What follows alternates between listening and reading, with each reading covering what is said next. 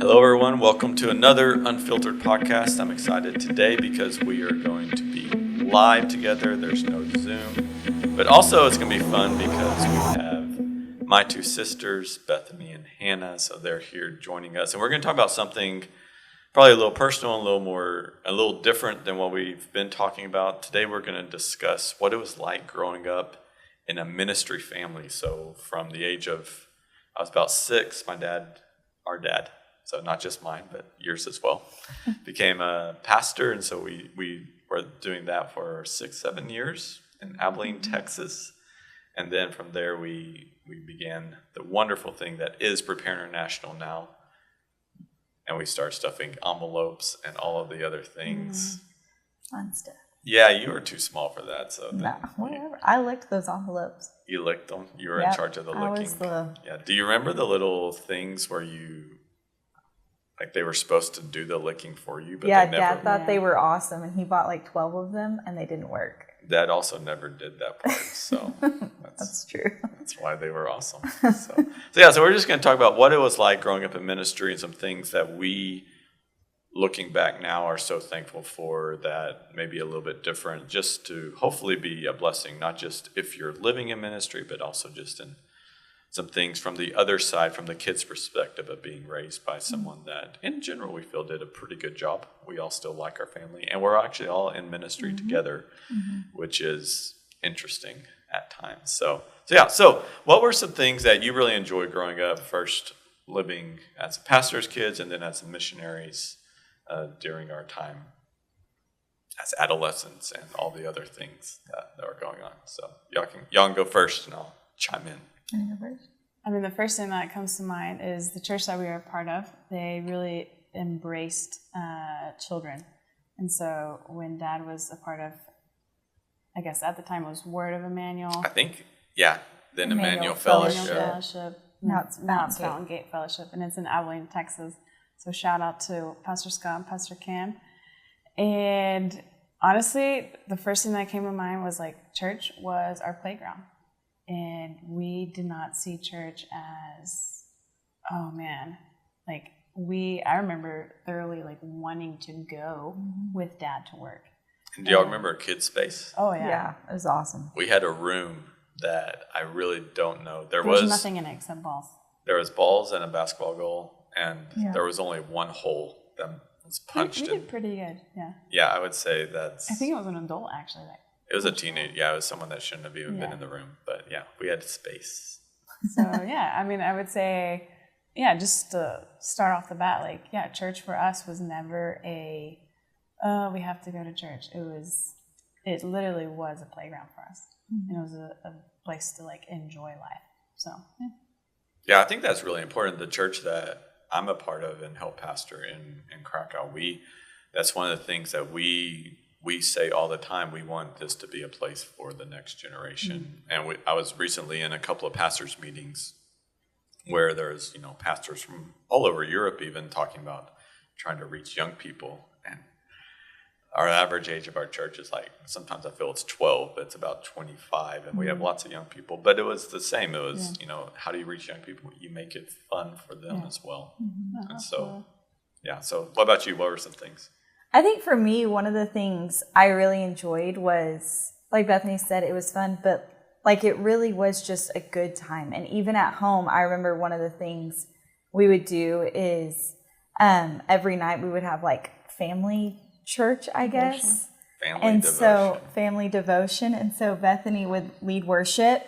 Oh, do you remember the great guitar night in North Carolina? Yeah, it was, we had the guitar, and none of us really are musical. Bethany's the most musical. Singing was rough in the Boyd home. Her best singer was our dog. Wasn't that whenever, weren't you playing the guitar and Dad was trying to lead the worship? Yeah. He was going too slow. And I think I started laughing. It wasn't on beat. Yeah.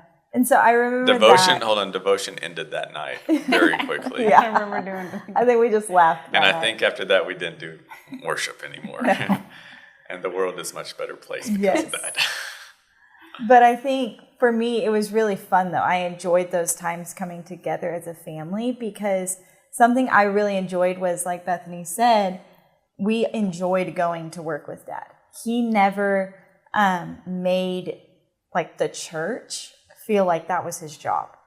We were a part of what Dad was doing at the church. And then when we joined PI, and even with Mom leading the children's. Mm-hmm. Yeah, it's the birth of Playground. Yeah, the birth of Playground was at that church. The guinea pigs. Yes. Actually, that was more of y'all. I was too old. Yeah, you were too old for Playground. By the time they figured out what they were doing a little bit.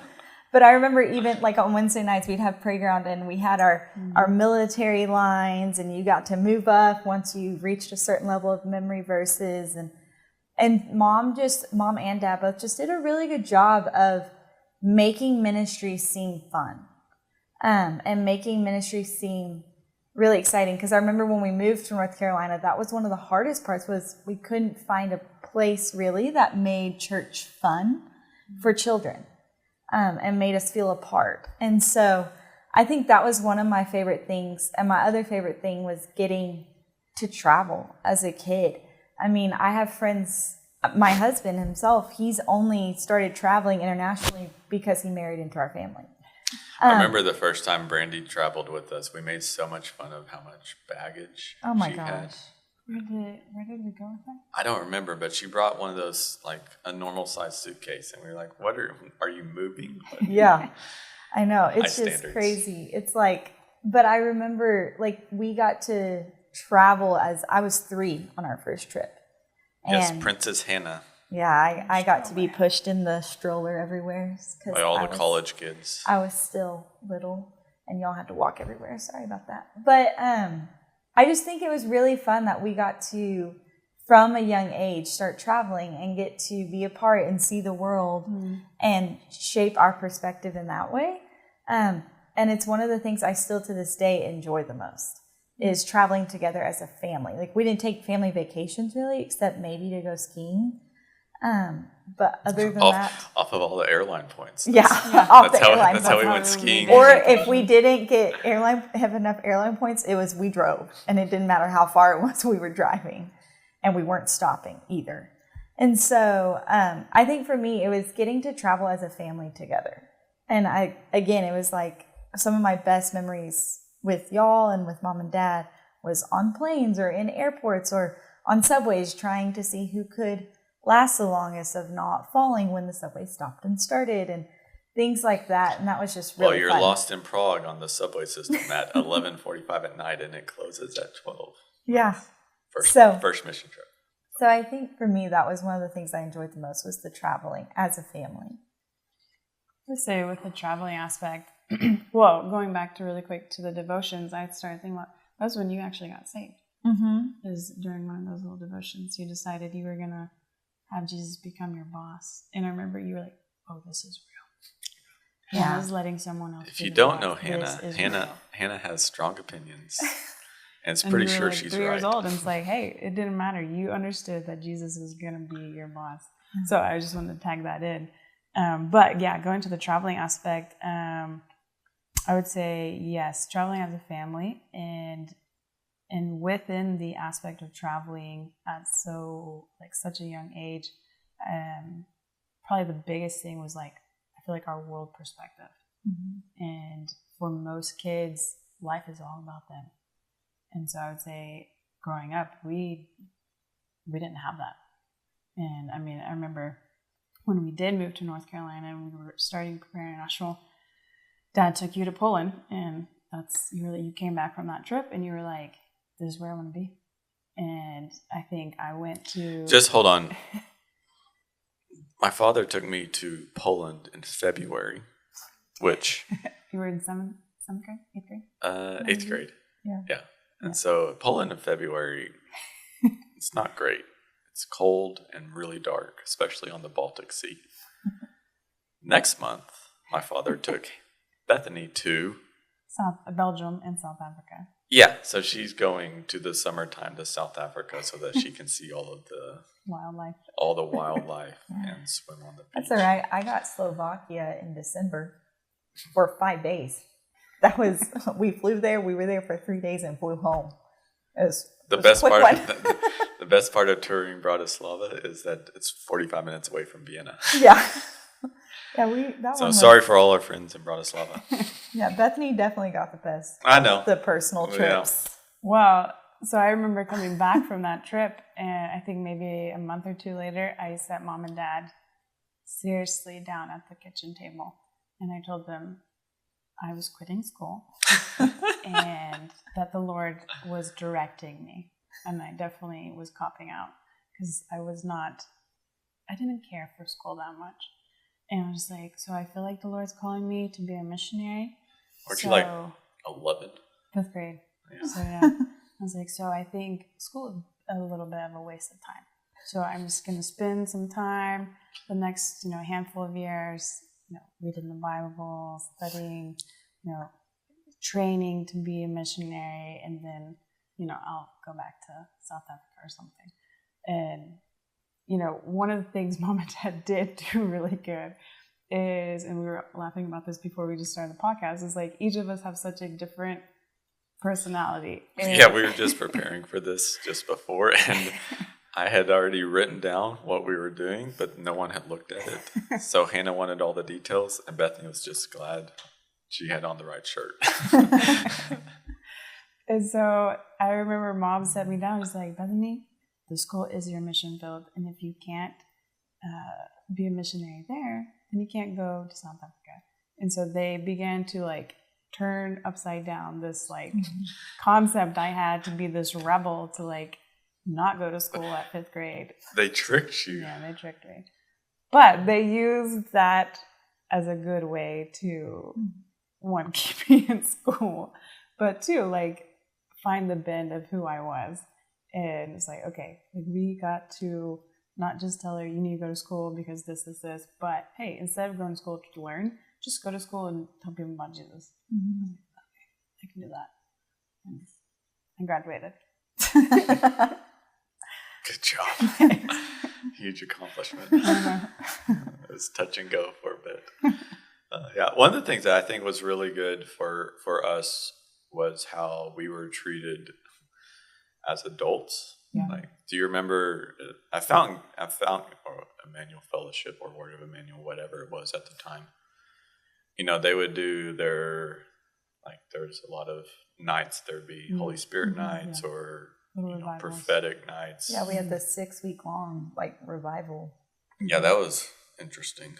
So gold dust, everything, we saw it. So that was fun. But then even just in our house, they would do the training for college or whoever. But we would have, we wouldn't get to go play. We would have to sit there and listen. Mm-hmm. And then, the first guinea pig on prophetic activations. Mm-hmm. All right, Josiah, you're first.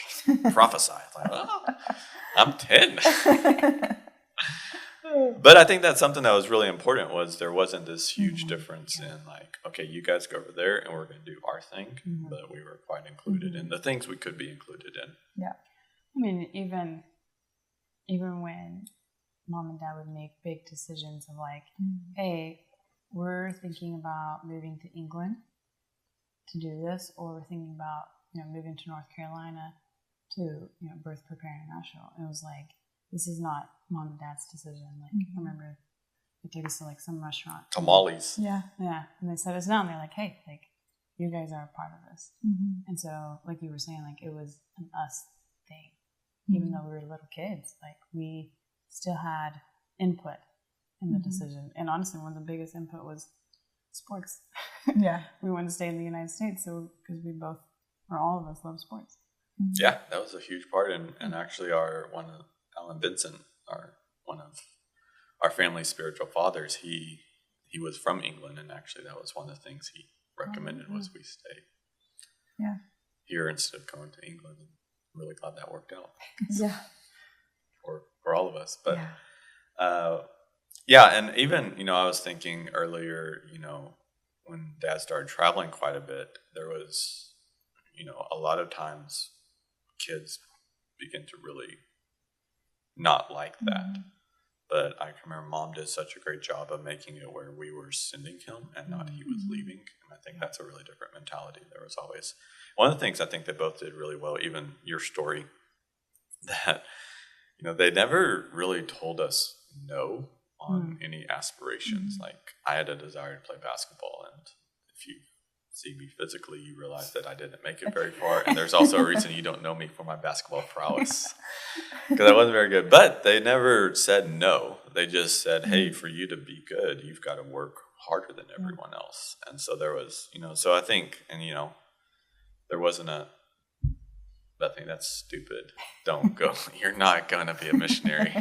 At 11 years At 11 years old. But it was like, hey, how do you take this into, and it's the same whenever Dad started traveling. It wasn't, he's leaving, so we have to stay here and do stuff. But it was, we're sending. I think that's something that was really important for me, because I was 7 really when Dad started traveling a lot.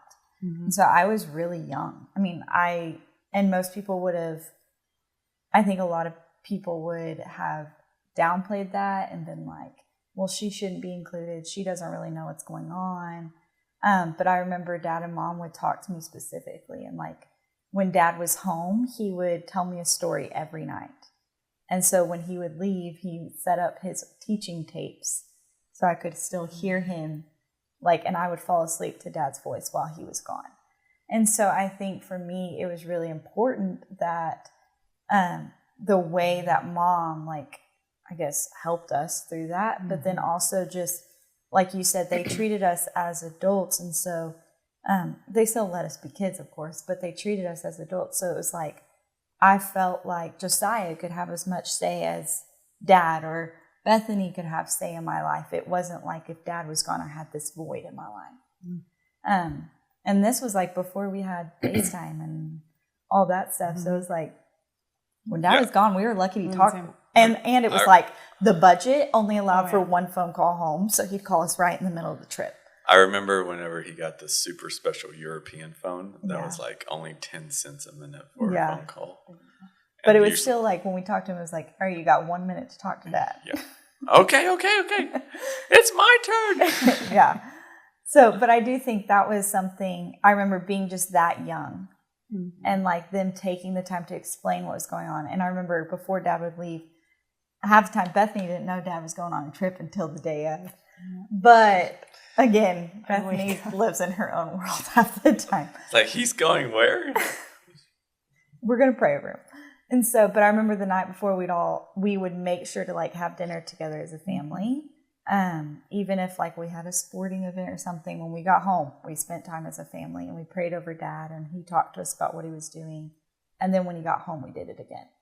And so I think for me, that was really important, of like, as being as young as I was, them taking the time to actually sit down and explain and let us be a part of sending Dad out. And they always talked about how we will receive the same reward in heaven as Dad. Yeah. And that was huge, of like, wow, I am having a huge impact on the world by letting my dad go. Yeah, for sure. So what are some challenges that we had? I mean, one of the most practical ones was, from 6th grade to 9th grade of my life, we lived in 8 different houses. So it was like a 22-month, 23-month swing of just woohoo. So it's a great way to have stabilization during your adolescent development. So 3 different schools, I think. So so I mean, that was a huge challenge, but I think they did a good job of making it an adventure. And do you remember the San Antonio house? We walked into the blue carpet. And the blue carpet and the wall of mirrors. Yeah. And the flower wallpaper. Not just flower wallpaper. But like 6 layers. Yeah. There was 3 different patterns. Yeah. And I just remember I was going to be a freshman in high school. I remember walking in and told my dad, like, Dad, what are you thinking? And we had it all completely remodeled in 2 weeks. It was 2 weeks from not heaven. Let's put it that way. Yeah, it's always the month from hell. Yeah. We would. But on the plus side, I'm literally building a house right now with my own bare hands because of that. Yeah. That works out well. But what are some challenges besides, obviously, especially this step, like transitioning from Fountain Gate, which was still Emmanuel Fellowship, to PI it just took really 2.5 years in 3 different cities. So that was tough. But what were some other things we had? I think for me, one of the biggest was, as much as like it was awesome dad going and stuff, it was hard. I mean, especially because like he, I think it was my junior prom or my senior prom, one of the two, he like couldn't be at, and a few things like that. But I remember mom would always like go out of her way, or Brandy was living with us at my junior prom, and she definitely made, or my senior prom, and she definitely made my date, and I feel very uncomfortable. So she did a really good job at that. Mm-hmm. But I think that was hard, but it was an adjustment that we had to make, and we just had to always keep in our forefront, like, this is for the kingdom, and the kingdom matters more than my prom, like at the end of the day. And so I think for me, that was one of the biggest challenges. And I think, I mean, one that you have to talk about is like growing up in ministry, the finances are not. Yeah, it's just a different. It's just a different world because you're not working in the business world where you're going to make. Well, and you know what that number actually is. Yes. And so I think for me, it wasn't like it was a challenge, but I remember like one thing they always talk to us about in the summer is you can play AAU basketball or go on a mission trip. Yeah. And they still let us make that choice, but it was like, and so it was more, the challenge was more like, what's going to be our priority? Mm-hmm. I think that was one of the biggest challenges growing up is, what am I going to choose to make a priority? Is it going to be missions and love and going after the world? Or is it going to be, and they never made one seem more important than the other. But that was always a challenge for me, was like this wrestle internally of like, man, I know what's right, but my flesh is saying this. And so we're like having to push against my flesh a lot on that. Pretty tough decision for a 9-year-old. Yeah. Yeah. Well, I mean, when I was they offered Disney World one time, right? Or Disneyland? I don't know. Yeah, I think Dad really wanted to take us to Disneyland, but Mom was like, well, we have a mission trip too. And I was like, oh. But we also had to raise our own money for the mission trip. Mm-hmm. And that was, I mean, as a 9-year-old, I was like, how do I ask people how to give me money? Like, you know? And so I think that was, but it was one of those deals, like it wasn't a challenge so much in the sense of what we were doing, but it was a challenge like almost internally of like, are you going to choose to really go after the Lord here? Or do you want to play club volleyball? Like, what do you want to do? Not to say club volleyball is bad. Not to say club volleyball is bad at all, but if that's what, like where you want to go after. But for me, I knew going on mission with my family was more important, or, you know, like having my dad miss my prom was more important than him being at my prom. Yeah, he missed, because of the cycle of our schools, especially back then, he missed a number of my birthdays, which for me wasn't a huge deal, because it's fine. So he was like, he's going to be here in 3. I remember one of my friends like, your dad is missing your birthday. Like, he's going to be here in 3 days. It's like, we're going to have a birthday party then. Or whatever. I mean, it's like, turns out we can still celebrate me at a different time. Survey says it's going to be fine.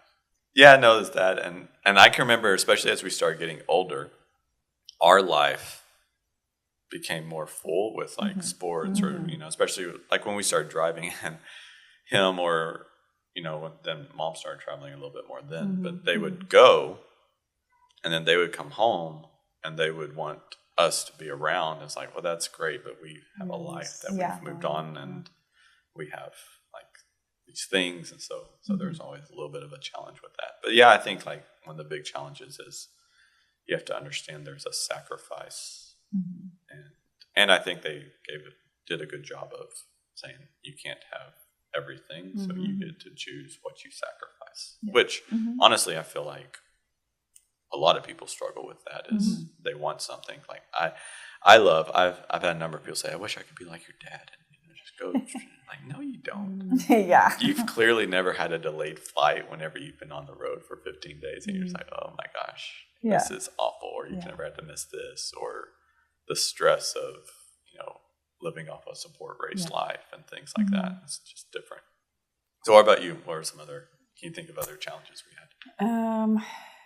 I mean, while you guys were talking, I mean, when the challenges came with like the, you know, choosing or having to sacrifice like at a young age, like you were saying, like, I mean, they always gave us the choice, and we got to choose, like, am I going to sacrifice like what I want, or am I going to sacrifice for the kingdom?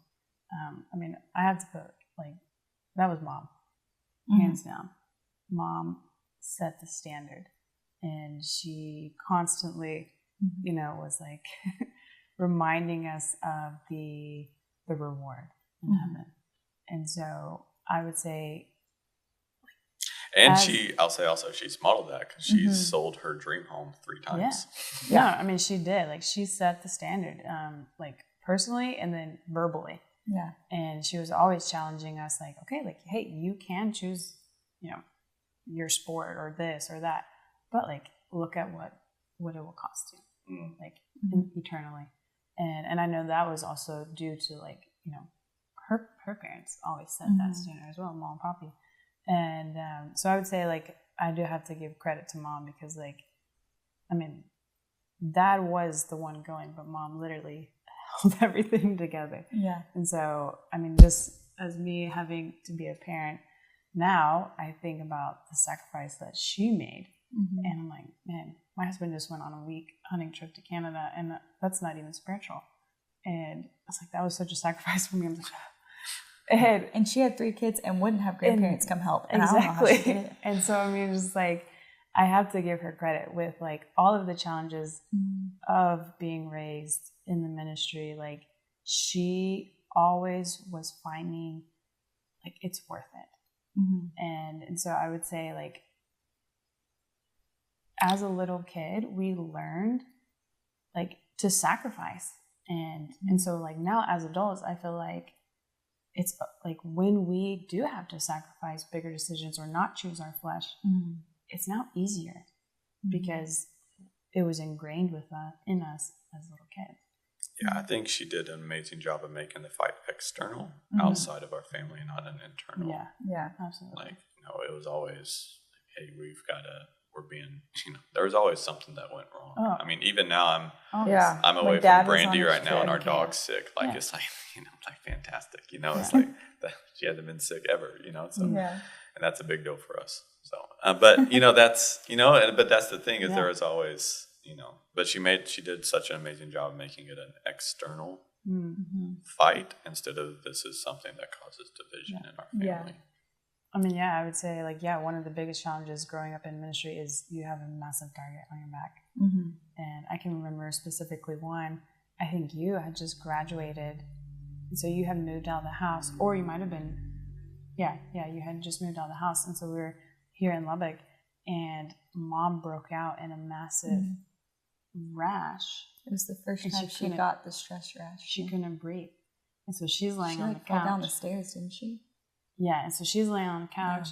That was terrifying. We're calling Dad because he's on a trip, and you were somewhere. I don't know where you were gone too. And I was like, we didn't know who to call. We didn't know what to do. And so Hannah is, like, monitoring Mom, and so we're on the phone with Dad, and I think we ended up calling Aaron Murray now, but Aaron Louder, who's a nurse. Maybe, I think so. Because we're like, Aaron, our mom's dying. Yeah, literally, like, she couldn't breathe. And so, like, we're praying, like, literally, and there's a spiritual attack going on Mom.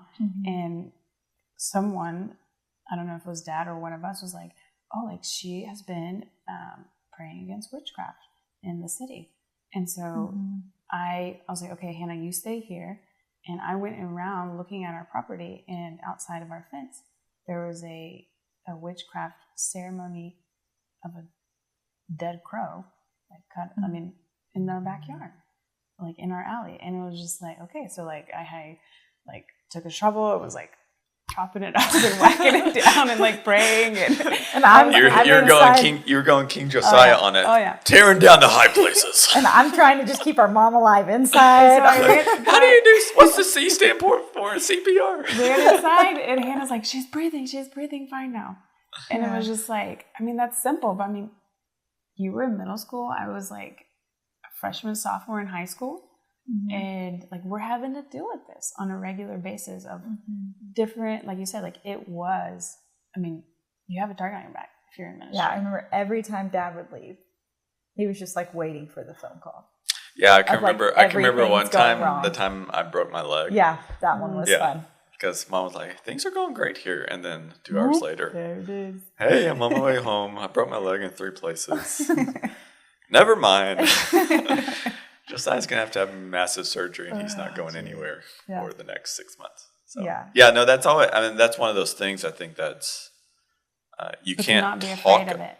Yeah, and that's the thing. So, and I think that's something that sometimes I feel a lot of times we're told in today's world, because mental health is a big deal, which is really important. Yeah. And I'm glad we're talking about it. But sometimes the idea is centered a lot more around like you removing yourself instead of you getting victory. Yeah. And so, and I think, Mom was always great at making us into fighters to those situations.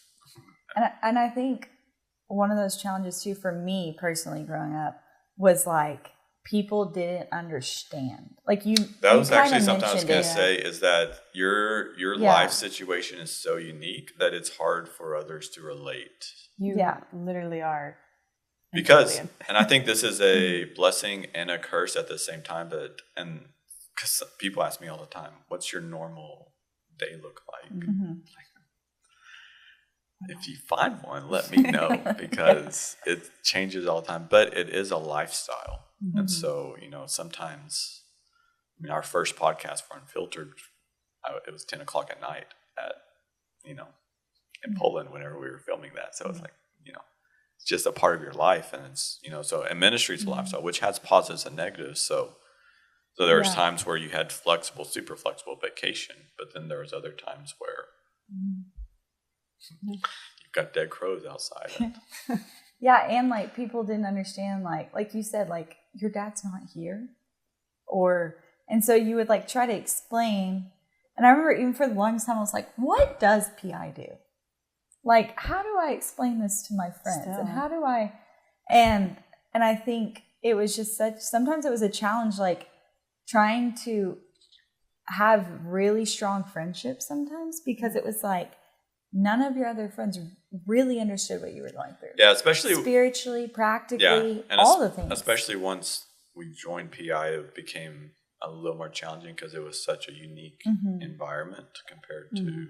Because you're missionaries, but you don't live somewhere else. That was confusing. So how does that work? People couldn't figure that out for a while. So now I think it's a little more common, because there's actually quite a few organizations that do a lot more travel, and travel's a lot easier. Than it was 25 years ago. And so, but I think that's one of the biggest challenges that's hard to explain, because you live in 2 worlds all the time. And you hold the weight of both of those worlds. And you're never off. I was on maternity leave, and let's just say Randy had a few things for me to do while I was on leave. What? Shocker. But I think that's, even so Brandy works with us right now as well. And so it's hard for us to not be on, because there's so much that's always on. There's always something happening. There's always something we need to talk about. And that's actually, when we're filming this right now, we're having our PI retreat. And that's one of the things I'll make sure the staff knows is there's a good chance you'll get messages from me on Saturdays and Sundays a lot, because it's not, you or Angelique, I think I'll get the most messages from me right now. And it's, usually Monday or Tuesday when you check your messages, there's like, why is there 40 messages from Josiah on different topics? Like, because I was thinking at 9:30 at night when Brady went to bed. So, because you're always on, and that's something that's really challenging. But you have more flexibility to do things, which is